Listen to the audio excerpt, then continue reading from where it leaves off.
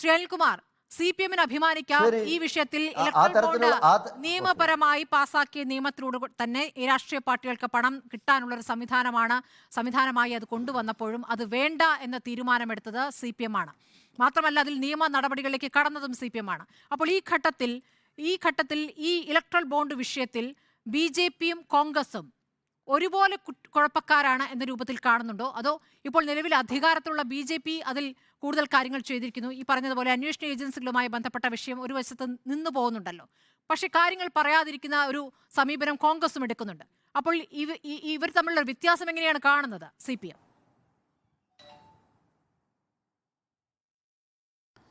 കഴിഞ്ഞ 3-4 ദിവസമായി കെ സുരേന്ദ്രനും BD സതീശനും ഒരുമിച്ചും വെവ്വേറെയും CPM-നെതിരെ പറഞ്ഞുകൊണ്ടിരിക്കുന്ന ഒരു നുണയെക്കുറിച്ച് ഞാൻ ആദ്യം പറയാം. CPM-ന് നമ്മുടെ രാജ്യത്ത് 1% വോട്ടില്ല. അതുകൊണ്ട് CPM-ന് ഈ ബോണ്ട് കിട്ടാനൊരു സാധ്യതയില്ല. കിട്ടാത്ത മുന്തിരി പുളിക്കും. ഇങ്ങനെയാണ് CPM ഈ ബോണ്ട് സ്വീകരിക്കാതിരുന്നത് എന്നാണ് കോൺഗ്രസിൻ്റെയും BJP-യുടെയും നേതാക്കന്മാർ ചാനൽ ചർച്ചകളിൽ പറയുന്നത്, നവമാധ്യമങ്ങളിൽ പറയുന്നത്. ഞാൻ തന്നെ പങ്കെടുത്ത ഒരു ചർച്ചയിൽ കോൺഗ്രസിൻ്റെ പ്രതിനിധി എന്നോട് തന്നെ ഉന്നയിച്ച വാദമാണിത്. ഞാനപ്പോൾ ആ കണക്കൊന്നെടുത്തു. 0.44% വോട്ടുണ്ടായിരുന്ന ആം ആദ്മി പാർട്ടിക്ക് എത്ര കോടി കിട്ടി? അതുപോലെ തന്നെ 0.56% ഉണ്ടായിരുന്ന രാഷ്ട്രീയ ജനതാദളിന് എത്ര കോടി കിട്ടി? അപ്പോൾ 1% താഴെ ദേശീയ തലത്തിൽ വോട്ടുള്ള പാർട്ടികളും സംസ്ഥാനതല പാർട്ടികളാണെങ്കിൽ അവർക്ക് തെരഞ്ഞെടുപ്പ് ബോണ്ട് കിട്ടും. CPM-നെ സംബന്ധിച്ച് 2014 തെരഞ്ഞെടുപ്പിൽ 3.25% വോട്ടുണ്ട്.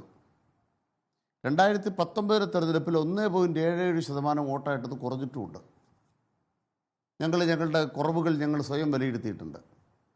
അപ്പോൾ അപ്പോഴും CPM-ന് ഈ ഇലക്ട്രൽ ബോണ്ട് വാങ്ങാൻ ശേഷിയുള്ള പാർട്ടിയാണ്, ദേശീയ പാർട്ടിയാണ്. 2-3 സംസ്ഥാനങ്ങളിലെങ്കിലും 1% മേലെയല്ല, എത്രയോ ശതമാനത്തിന് മേലെ കേരളത്തിൽ, ബംഗാളിൽ, ത്രിപുരയിൽ ഞങ്ങൾക്ക് കാലഘട്ടത്തിൽ വോട്ടുണ്ട്. അപ്പോൾ CPM-നെതിരെ എന്തും പറയാം. ഇപ്പോൾ ഇതാ ഒരാൾ പറയുന്നത് കേട്ടല്ലോ, ആർക്കോ കൊടുത്തതിൻ്റെ വീതം ആരോ കൈപ്പറ്റി.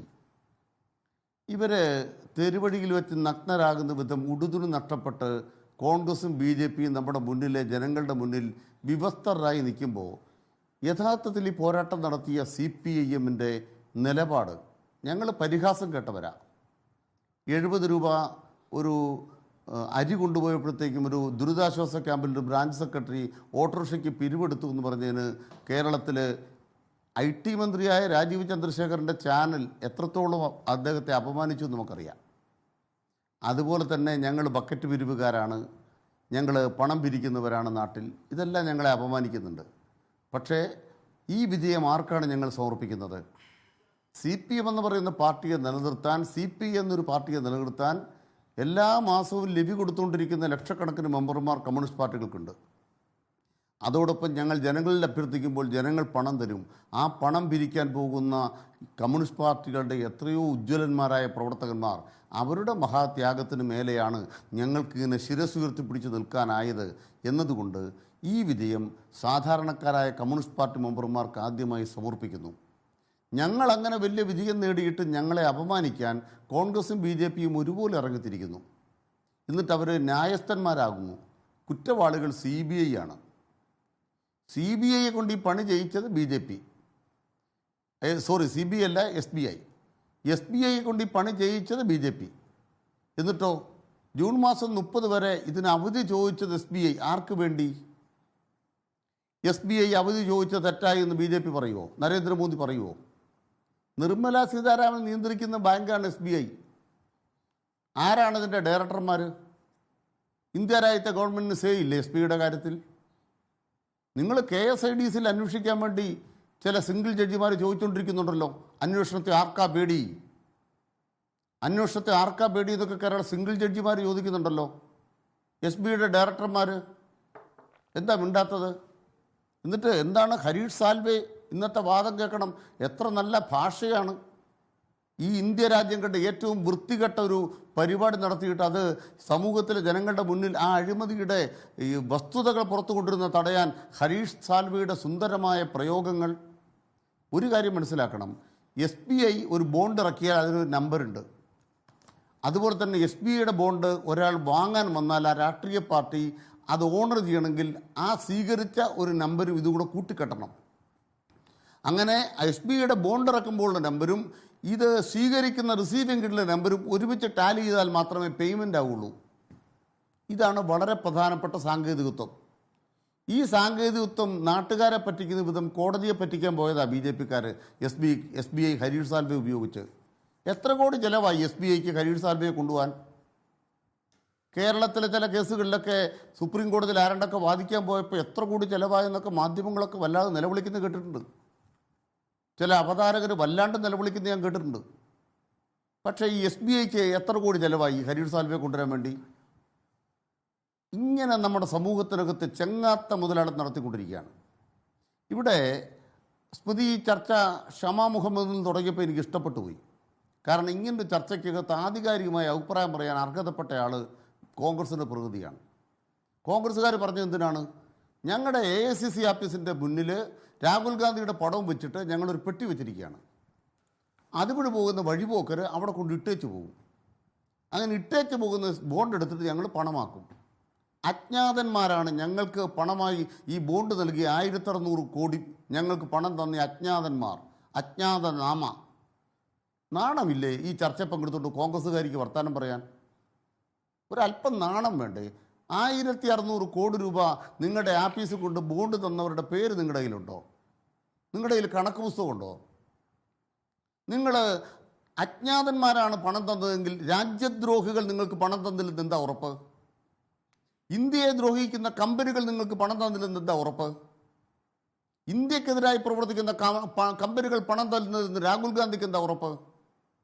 അപ്പം ദേശദ്രോഹികളുടെ പണം നിങ്ങളുടെ പക്കലില്ലെന്നാണോ നിങ്ങൾ പറയുന്നത്? അതോ പണം ഉണ്ടെന്നാണോ നിങ്ങൾ പറയുന്നത്? ഇതെല്ലാം മര്യാദയ്ക്ക് നാട്ടുകാരോട് പറയാനൊരു സംവിധാനമുണ്ട്. അതാണ് തെരഞ്ഞെടുപ്പ് ബോണ്ട്, തെരഞ്ഞെടുപ്പിൻ്റെ കണക്ക്, ഗവൺമെൻറ് ഇലക്ഷൻ കമ്മീഷന് കൊടുക്കുന്ന കണക്ക്. രാഷ്ട്രീയ പാർട്ടികൾ, കുറേ രാഷ്ട്രീയ പാർട്ടികൾ ബോണ്ടിൻ്റെ പണം ഏതൊക്കെ സ്ഥലത്ത് നിന്ന് കിട്ടിയെന്നുള്ളത് വെളിപ്പെടുത്തി. കോൺഗ്രസ്സുകാർക്ക് വെളിപ്പെടുത്താൻ നേരമില്ല, രാഹുൽ ഗാന്ധിക്ക് വെളിപ്പെടുത്താൻ നേരമില്ല. എന്നിട്ട് രാഹുൽ ഗാന്ധി മാന്യൻ, കോൺഗ്രസ്സുകാർ മാന്യൻ. മാന്യന്മാർ നിന്നിട്ട് BJPയോട് ചോദിക്കുക, ഇതിലാരാ കൂടുതൽ മാന്യന്മാർ? മോദിക്ക് പുതുവസ്ത്രം ഇല്ല എന്നാര് പറയുന്നു? രാഹുൽ ഗാന്ധി പറയുന്നു. അപ്പോൾ രാഹുൽ ഗാന്ധിക്കോ? ഈ രണ്ടു കൂട്ടരും ഇന്ത്യ രാജ്യത്തെ ചെങ്ങാത്ത മുതലാളിത്തത്തിന്റെ പങ്ക് കച്ചവടക്കാരാണ്. കോൺഗ്രസ് ഭരിച്ച സംസ്ഥാനങ്ങളിൽ അവർ രൂക്ഷമായ പ്രതികരണത്തിന് ക്ഷമ മറുപടി പറയണം. തീർന്നില്ല കുറെ സമയം എടുത്തു. അല്ലല്ല, ഒരു കാര്യൂടെ ഇവിടെ ഞാൻ പറഞ്ഞല്ലോ, സാന്തിയാഗോ മാർട്ടിനെ സംബന്ധിച്ച് തെളിവ് ഞാൻ പറയാം. സുപ്രീം കോടതി വിധിച്ചു ലോട്ടറിയുമായി ബന്ധപ്പെട്ട്. എന്താ ലോട്ടറി? സംസ്ഥാന സർക്കാർ നടത്തുന്ന ലോട്ടറി 12% നികുതി, പ്രൈവറ്റ് പാർട്ടികൾ നടത്തുന്ന ലോട്ടറിക്ക് 28% നികുതി. സുപ്രീം കോടതി വിധിയാ. ആ വിധിയെ നിർമ്മല സീതാരാമൻ അട്ടിമറിച്ചു. എങ്ങനെ അട്ടിമറിച്ചത്? GST വന്നു കഴിഞ്ഞപ്പോൾ 12% നികുതി, ലോട്ടറി നികുതി വെട്ടിക്കുറച്ചോ? ആധികാരികമായി ചോദിക്കുന്ന ഒരു ആരോപണമാണ്, കൃത്യമായി ചോദിക്കുന്ന ആരോപണമാണ്. സാന്തിയാഗോ മാർട്ടിന് കഞ്ഞി വെച്ച് കൊടുത്താരാ? വേറെ ആരുമല്ല, ഇവിടുത്തെ അധികാരത്തിരിക്കുന്നവരാണ്. ആ അധികാരത്തിരിക്കുന്നവർ അവർ ഭരിക്കുന്ന ഇടങ്ങളിൽ വ്യാജ ലോട്ടറിക്ക് എല്ലാ സഹായം ചെയ്തു കൊടുത്തപ്പോൾ യുദ്ധം ചെയ്ത് കേസ് നടത്തിയൊരു തോമസ് ഐസക് CPM-നുണ്ട്. മേഘാലയ കേസിന് പൊക്കൊണ്ടിരിക്കുക. സാന്തിയാഗോ മാർട്ടിനുമായി ബന്ധപ്പെട്ട ഇടതുപക്ഷവും നേരത്തെ വിമർശനത്തിന് പാത്രമായിട്ടുണ്ട് എന്നുള്ള യാഥാർത്ഥ്യം കൂടി നമ്മുടെ മുന്നിലുണ്ടല്ലോ. പിന്നീട് കാര്യങ്ങളിൽ തിരുത്തലുകൾ ഉണ്ടായെങ്കിലും ഒരു മാസമില്ല. ടിപ്പണി പറയുമ്പോൾ ഒരു കാര്യം കൂടെ കേട്ടു. നിങ്ങളുടെ ചാനലിൽ കുറേ പേര് പരസ്യം തരുന്നുണ്ട്. പരസ്യം തരുന്നവരോട് ഞങ്ങൾ പറയുകയാണ്, അഡ്വാൻസ് ആയിട്ട് ഞങ്ങൾക്ക് പണം തന്നാൽ പരസ്യ ചാർജ് കുറഞ്ഞിരിക്കും. അവർ കുറേ പേര് അഡ്വാൻസ് ആയിട്ട് പണം തന്നു. ദേശാഭിമാനി അങ്ങനെ ഒരു സ്കീം ഉണ്ടാക്കി. ഞങ്ങളന്ന് ലോട്ടറിയുടെ പരസ്യം സ്വീകരിച്ചിരുന്നു. അതിൻ്റെ ഭാഗമായിട്ട് അന്ന് പരസ്യം സ്വീകരിച്ച എല്ലാ സ്ഥാപനങ്ങളെ പോലെ ദേശാഭിമാനി പരസ്യം സ്വീകരിച്ചപ്പോൾ അഡ്വാൻസ് ആയിട്ട് ഞങ്ങൾ പണം വാങ്ങിയിട്ടുണ്ട്. സാന്തിയാഗോ മാർട്ടിനെതിരെ ആരോപണം ഉയർന്ന ഘട്ടത്തിൽ തന്നെ പരസ്യം സ്വീകരിച്ചു എന്ന നിലയ്ക്കാണ് അന്ന് അത് ചർച്ചയായിരുന്നത്. അന്ന് ആ പണം തിരികെ കൊടുക്കുകയും അത് തെറ്റാണെന്ന് സമ്മതിക്കുകയും ചെയ്താണല്ലോ.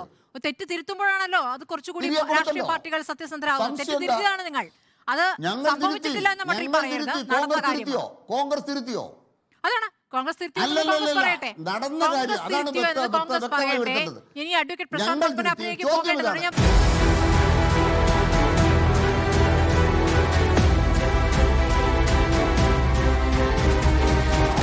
ഡിബേറ്റ് വിത്ത് സ്മൃതി പരുത്തിക്കാട്.